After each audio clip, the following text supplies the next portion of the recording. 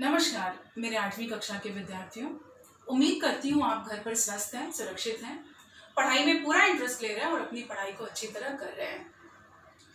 इसके पहले के लेसन्स में हमने पहली कविता पढ़ी थी, फिर एक कहानी पढ़ी थी। आइए अब अपनी पढ़ाई को हम आगे बढ़ाते हैं। आज हम स्टार्ट करते हैं व्याकरण या ग्रामर की। आपने कई बार मुझसे सुना होगा कि व्याकरण को अच्छी तरह समझिए, अपने व्याकरण को इम्प्रूव रखिए, अपने ग्रामर पर पूरा ध्यान दीजिए। आखिर हम ग्रामर को इतना ज्यादा एम्फेसिस क्यों करते हैं? हम ग्रामर को इतना प्रभावी ढंग से आपको समझाने और पढ़ाने की कोशिश क्यों करते हैं? तो उसका कारण ये है कि व्याकरण जो है, व्याकरण वो विद्या है, व्याकरण वो ज्ञान है जिसके माध्यम से हम किसी भी भाषा को शुद्ध रूप में पढ़ते, लिखते एवं समझते हैं। व्याकरण से ही हम कोई भी लैंग्वेज हो उससे शुद्ध और सही तरीके से, पहले तो उसके साउंड्स को हम अच्छी तरह अगर समझ सकते हैं तो हम लैंग्वेज को ओरली अच्छी तरह बोल सकते हैं, हम अच्छी तरह कम्युनिकेट कर सकते हैं। और अगर हम उसके लेटर्स को, उसके वर्णों को अच्छी तरह समझ गए तो हम उसको अच्छी तरह लिख सकते हैं। तो किसी भी लैंग्वेज को, हिंदी ही नहीं, किसी भी भाषा को अच्छी तरह से जानने, समझने, बोलने और पढ़ने के लिए उसके ग्रामर का आना जरूरी है, तभी हम उसको शुद्ध और सही तरीके से पढ़ सकेंगे। तो ये ग्रामर की जरूरत है हमारी पढ़ाई लिखाई में या हमारी लैंग्वेज के इम्प्रूवमेंट में। हिंदी का जो व्याकरण है, हिंदी के व्याकरण के 4 अंग होते हैं। हिंदी का व्याकरण बहुत ही वास्ट है, बहुत ही बड़ा है। तो कई बार हम आपको उसके एक एक पॉइंट्स लेकर पढ़ाते हैं या उसकी एक एक चीजें लेकर पढ़ाते हैं, तो आपको ये समझ नहीं आता है कि हम ये क्यों पढ़ा रहे हैं, हम या ये हम कहाँ से पढ़ा रहे हैं। कई बार आप मुझसे प्रश्न पूछते हैं कि ये कहाँ से लिया गया है। तो हिंदी का जो ग्रामर है, हिंदी का जो व्याकरण है, उसको मेनली हम 4 स्ट्रीम्स में डिवाइड कर लेते हैं। उसके मेनली 4 अंग होते हैं। उन 4 अंगों में जो उसका पहला अंग होता है वो वर्ण होता है। अगर आप याद करेंगे तो पहला लेसन हमने वर्णमाला पढ़ा था, इसीलिए। तो व्याकरण का जो पहला अंग होता है, उसकी जो पहली स्ट्रीम होती है वो होती है वर्ण। और दूसरा जो पूरा ग्रामर चलता है वो चलता है शब्दों पर। और उसका जो तीसरा अंग है, उसका तीसरा अंग पद होते हैं। और ग्रामर का जो चौथा अंग होता है वो वाक्य होता है। ग्रामर का सबसे स्मॉलेस्ट यूनिट जो होता है, जो सबसे छोटी यूनिट होती है, वो वर्ण होती है। और ग्रामर में जो सबसे बड़ी यूनिट होती है वो एक सेंटेंस होती है। The biggest unit is a sentence. तो इस तरह से हिंदी ग्रामर को हमने 4 भागों में बांटा है, वर्ण, शब्द, पद और वाक्य। तो थोड़ा सा हम देख लेते हैं कि कौन से अंग में किस तरह का ग्रामर आप पढ़ते हैं। सबसे पहला जो अंग है वो वर्ण है। वर्ण जो होता है, जिसे आप लेटर्स कहते हैं, उसमें जो साउंड्स होते हैं वो उनका हम ओरल यूज करते हैं। और जो अक्षर होते हैं, जैसे वॉवेल्स, कॉन्सोनेंट, स्वर, व्यंजन, हमने वर्णमाला में पढ़ा था। जब हम उसकी इन डिटेल स्टडी करते हैं, जब हम उसकी डिटेल में पढ़ाई करते हैं, तो उसे हम वर्ण का व्याकरण कहते हैं। इसमें बहुत तरह का व्याकरण आता है, जैसे आपको पता होगा कि इसमें आता है स्वर, व्यंजन, इसके अलावा अनुस्वार, अनुनासिक, नुक्ता वाले शब्द, बहुत तरह के शब्द, संयुक्त अक्षर वाले शब्द। ये सारे के सारे जो वर्णों के प्रकार हैं, अलग अलग अक्षरों के प्रकार हैं, वो आप वर्ण में पढ़ते हैं। इसके बाद हम जाते हैं शब्द पर। जैसा कि इंग्लिश में आप लोग जानते हैं कि जो मीनिंगफुल लेटर्स का एक ग्रुप होता है, मीनिंगफुल शब्द लेटर्स का एक जो समूह होता है, उससे एक शब्द बनता है। जब मीनिंगफुल लेटर्स प्रॉपरली अरेंज हो जाते हैं तो उससे एक शब्द बनता है। शब्दों का जो व्याकरण है वो बहुत बड़ा है। उसमें हिंदी के जो इतिहास से आए हुए शब्द हैं या बाकी भाषाओं से आए हुए शब्द हैं, एक बहुत ही बड़ा ये इसका संसार होता है। जो शब्दों का ग्रामर है ये बहुत बड़ा है। लेकिन आप लोगों के पोर्शन में समानार्थी शब्द, विरुद्धार्थी शब्द, अनेकार्थी शब्द, पर्यायवाची शब्द, अलग अलग अर्थों वाले शब्द, भिन्नार्थक शब्द, इस तरह के जो शब्द हैं वो आपके व्याकरण में आते हैं। इसके बाद जो व्याकरण का चौथा अंग है वो होता है पद। अब आपने पदों को पढ़ा तो है, लेकिन आपको पता नहीं है कि कौन कौन से ग्रामर पद की कैटेगरी में आते हैं। तो आइए मैं आपको बताती हूं कि पद में कौन कौन से ग्रामर के प्रकार आते हैं। अब देखिए, पद जैसे यहां पर लिखा है लड़का विद्यालय जाता है, तो इसमें अगर आप देखोगे पद, तो जो लड़का है, लड़का ही पद है। तो इसमें और भी पद है, लेकिन पहला पद हम लड़का लेते हैं। तो लड़का ही पद क्यों है? क्योंकि लड़का एक स्टैंडर्ड में आप सबको पता है कि लड़का एक कॉमन नाउन है, तो लड़का एक नाउन है। इसके अलावा लड़का जो है वो यहाँ पर एक वचन है, एक ही लड़का है, तो वो एक वचन है। लड़का विद्यालय जा रहा है, तो लड़का जो है वो सब्जेक्ट है यहाँ पर। इसके अलावा वो एक मस्कुलिन जेंडर है, वो एक पुल्लिंग है। तो यहाँ पर खाली लड़का नहीं है, वो एक संज्ञा भी है, वो एक पुल्लिंग भी है, एक वचन भी है, वो एक सब्जेक्ट भी है। तो लड़का जो है उसको बहुत सारी पदवी मिल चुकी है, इसलिए लड़का जो है वो पद होगा। तो इस तरह आप समझ गए होंगे कि पद में हमारे जो ग्रामर आते हैं,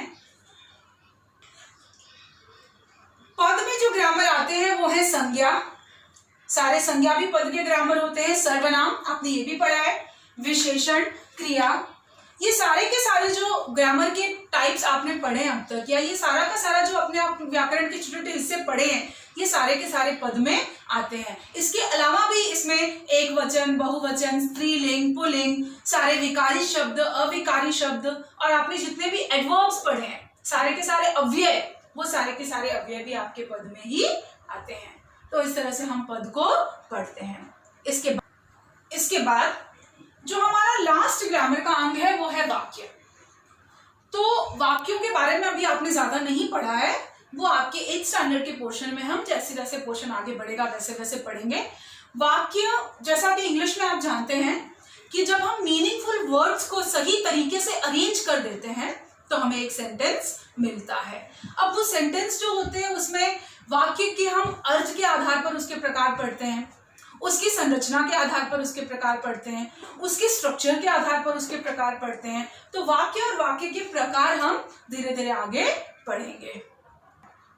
मैं उम्मीद करती हूं कि अब आपने ग्रामर के या व्याकरण के अंगों को समझ लिया है।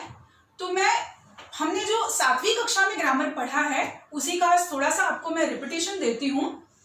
मैं उम्मीद करती हूँ कि संज्ञा और सर्वनाम के प्रकार आपको अच्छी तरह याद हैं। तो आज हम विशेषण और विशेषण के प्रकार, थोड़ा सा खाली मैं आपको रिपीटेशन दूंगी, एक बहुत ही आप कह सकते हैं कि सरसरी तौर पर। और विशेषण और विशेषण के प्रकार हम देखेंगे हल्का सा, और क्रिया के प्रकार हम आप देखेंगे, और उसी पर बेस्ड आप आज का अपना होमवर्क पूरा करेंगे। तो आइए हम सबसे पहले देखते हैं विशेषण और विशेषण के प्रकार। विशेषण, संज्ञा या सर्वनाम की विशेषता बताने वाले शब्दों को हम विशेषण कहते हैं।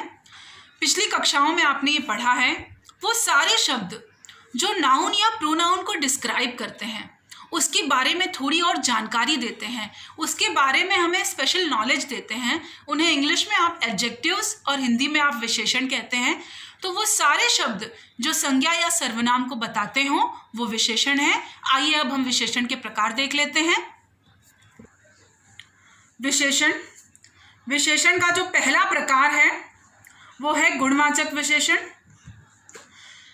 जब किसी भी जगह, किसी भी इंसान या किसी भी प्रोनाउन के हम गुणों को बताते हैं, उसके दोषों को बताते हैं, उसकी कंडीशंस को बताते हैं, उसके फीलिंग्स, इमोशंस को बताते हैं, तो ये सारा का सारा गुणवाचक विशेषण में आ जाता है।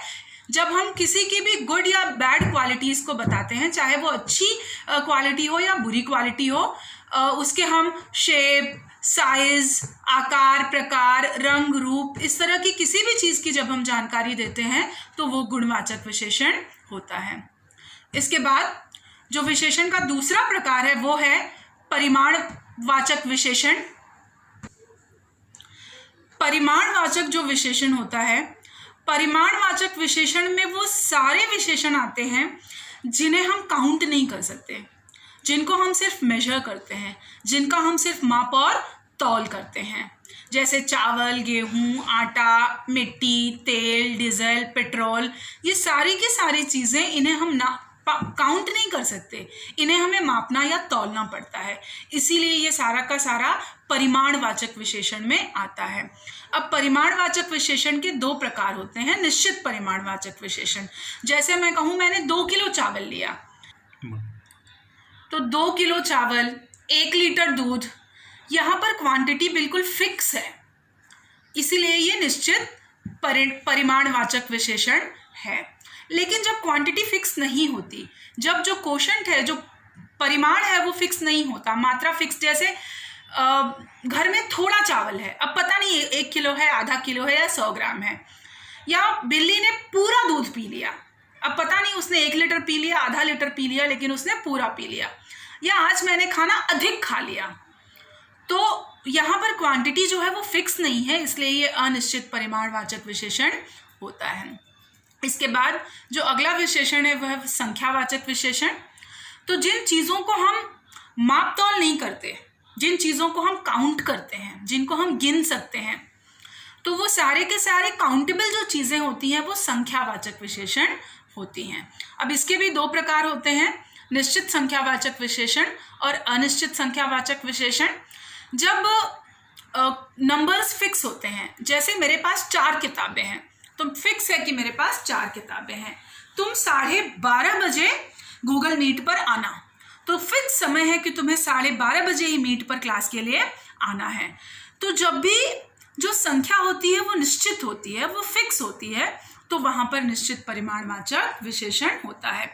लेकिन जब संख्या फिक्स नहीं होती, जैसे कक्षा में कई बच्चे हैं, अब कई में 10 बच्चे हैं, 20 बच्चे हैं, नहीं पता, मेरे पास बहुत सी किताबें हैं, अब 4 किताबें हैं, 10 किताबें हैं, नहीं पता, लेकिन बहुत सारी किताबें हैं, तब जब संख्या जो है वो निश्चित नहीं होती, उसे हम निश्चित संख्यावाचक विशेषण कहते हैं। ये सारा हमने पहली कक्षाओं में किया है, तो मैं उम्मीद करती हूँ कि आपको अभी भी याद है, खाली थोड़े से ब्रशअप से आप इसमें बिल्कुल कॉन्फिडेंट हो जाएंगे। इसके बाद विशेषण का जो चौथा प्रकार है वो है सार्वनामिक विशेषण। इसके बाद सार्वनामिक विशेषण। सार्वनामिक विशेषण में सर्वनाम ही विशेषण का काम करता है। जैसे यह मेरा भाई है, तो भाई, इसमें जो मेरा शब्द है, यह और मेरा, ये दोनों ही शब्द इसमें सार्वनामिक विशेषण होंगे। या वह मेरा गांव है, तो वह और मेरा, ये दोनों ही शब्द यहाँ पर सार्वनामिक विशेषण होंगे। जब सर्वनाम विशेषण का काम करता हो तो उसे हम सार्वनामिक विशेषण कहते हैं। इस तरह हमने विशेषण के चारों प्रकार पढ़ लिए हैं: गुणवाचक विशेषण, संख्यावाचक विशेषण, परिमाणवाचक विशेषण और सार्वनामिक विशेषण। मैं उम्मीद करती हूँ आप इसे समझ गए हैं और अब इसके उदाहरणों में आप अच्छी तरह से पहचान सकेंगे। इसके बाद क्रिया, जिन्हें आप इंग्लिश में वर्ब्स कहते हैं, तो वो सारे शब्द जिससे किसी कार्य के होने या करने का पता चले। इन शॉर्ट आप इंग्लिश में समझ लें कि एक्शंस का जब हमें पता चले, जब हमें एक्टिविटी का पता चले, या वो शब्द जो हमें किसी कार्य के बारे में बताएं, किसी वर्क या किसी एक्शन के बारे में बताएं, तो उसे हम क्रिया कहते हैं। हिंदी में आना, जाना, खाना, पीना, गाना, रहना, रोना, उठना, बैठना, सोना, करना, ये सारे शब्द क्रिया होते हैं। किसी भी शब्द के आगे, किसी भी लेटर के आगे आप जब ना लगा दो और उससे आपको एक मीनिंगफुल शब्द बन जाए, तो वो हिंदी में क्रिया होता है। जैसे कि अगर आप सुंदर के आगे ना लगाएंगे सुंदर ना, तो शब्द नहीं बनेगा, लेकिन आप जा के आगे ना लगाएंगे तो जाना शब्द बनेगा। सो के आगे ना लगाएंगे तो सोना शब्द बनेगा। कर के आगे ना लगाएंगे तो करना शब्द बनेगा। तो किसी भी बेसिक वर्ड में अगर आप ना लगाते हैं और उससे हिंदी का एक मीनिंगफुल वर्ड आपको मिलता है, तो वर्ड जो है वो क्रिया ही होता है। आइए आज हम क्रिया के प्रकार देख लेते हैं। क्रिया के सारे प्रकार आपको इन डिटेल करने की ज़रूरत नहीं है। क्रिया के आप सिर्फ 3 प्रकारों को अच्छी तरह समझ लेंगे और उन्हीं का आप मुझे उदाहरण सॉल्व करके देंगे। क्रिया का जो पहला प्रकार है वो है सकर्मक क्रिया और अकर्मक क्रिया। आपने 7वीं कक्षा में भी इसे पढ़ा है। सकर्मक क्रिया, जिस क्रिया में सब्जेक्ट, ऑब्जेक्ट और वर्ब तीनों हों, उसे हम सकर्मक क्रिया कहते हैं। जब सब्जेक्ट का पूरा असर ऑब्जेक्ट पर पड़ता हो, तो वहां पर सकर्मक क्रिया होती है। आपको सिर्फ इतना याद रखना है कि जब सेंटेंस में सब्जेक्ट, ऑब्जेक्ट और वर्ब तीनों हो, तो सकर्मक क्रिया होती है। जैसे राम रोटी खाता है तो राम का पूरा असर रोटी पर पड़ रहा है कि वो रोटी को खा रहा है। इसमें राम सब्जेक्ट, रोटी ऑब्जेक्ट और खाता है वर्ब। तो सकर्मक क्रिया में सब्जेक्ट, ऑब्जेक्ट और वर्ब तीनों होते हैं। इसके बाद अकर्मक क्रिया, जिस क्रिया में सिर्फ और सिर्फ सब्जेक्ट और वर्ब होता है और सब्जेक्ट का पूरा असर वर्ब पर पड़ता है, इसमें ऑब्जेक्ट नहीं होता, उसे हम अकर्मक क्रिया कहते हैं। जैसे पक्षी उड़ते हैं तो पक्षियों का असर उड़ने पर पड़ रहा है और इसमें कोई भी ऑब्जेक्ट नहीं है। पक्षी उड़ते हैं, बच्चा सोता है, हम लिखते हैं, वो सारे सेंटेंस जिसमें ऑब्जेक्ट नहीं हो उसे हम अकर्मक क्रिया कहते हैं। तो आपको सकर्मक और अकर्मक के 5 उदाहरण लिखने हैं। इसके बाद आपको आना है प्रेरणार्थक क्रिया पर, जो आपके पोर्शन में हमेशा ही रहती है। प्रेरणार्थक क्रिया आपको अच्छी तरह याद होगा। प्रथम प्रेरणार्थक और द्वितीय प्रेरणार्थक के रूप में हम इसको लिखते हैं। जैसे खाना, खिलाना, खिलवाना, लिखना, लिखाना, लिखवाना, पढ़ना, पढ़ाना, पढ़वाना। तो इस तरह से आपको प्रेरणार्थक क्रिया के भी 5 उदाहरण लिखने हैं। उम्मीद करती हूँ कि आप विशेषण और विशेषण के प्रकारों को अच्छी तरह समझ गए हैं और क्रिया के हमने जो 3 प्रकार पढ़े हैं उसका भी रिवीजन आपका पूरा हो चुका है। अब आप ध्यान से सुनिए। हमने जो कहानी वारिस कौन पढ़ी थी, वारिस कौन कहानी से आप लोगों को विशेषण के सभी प्रकारों का एक एक उदाहरण ढूंढकर लिखना है। जैसे एक गुणवाचक विशेषण का उदाहरण, एक संख्यावाचक विशेषण का उदाहरण, एक परिमाणवाचक विशेषण का उदाहरण और एक सार्वनामिक विशेषण का उदाहरण। तो वारिस कौन से आप विशेषण के एक एक उदाहरण खोजकर लिखेंगे और प्रेरणार्थक क्रिया में 5 प्रेरणार्थक क्रियाएं आप उसमें से खोजेंगे और उसकी प्रथम और द्वितीय प्रेरणार्थक क्रियाओं को आप लिख लेंगे। तो इस तरह आप अपना होमवर्क पूरा कर देंगे। नमस्कार।